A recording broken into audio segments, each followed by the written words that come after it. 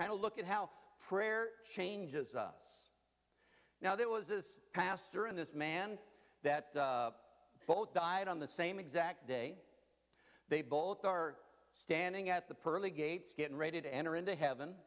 I don't know how theological true that is, you know, how biblical that might be, but hey, it's a good joke. And both of them are standing in line, and the one man is really rough looking.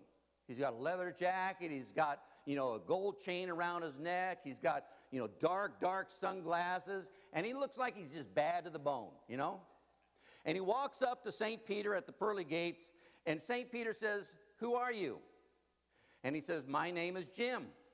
He says, "I was a taxi cab driver in New York City."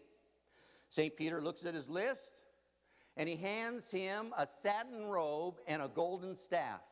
And he says, "Welcome into heaven." He walks right through the pearly gates right into heaven. Next in line comes the pastor. And St. Peter asks him, "Who are you?"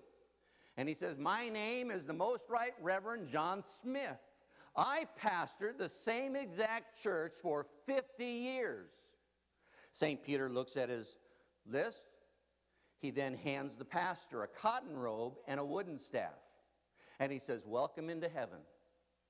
And the pastor became indignant. He said, "What in the world is going on here? This guy, he was just a taxi cab driver.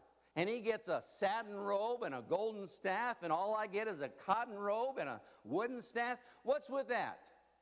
St. Peter says, "Well, up here in heaven," he says, "we go by results.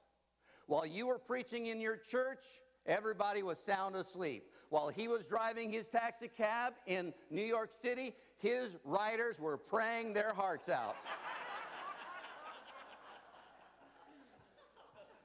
I'm telling you, folks, prayer is important.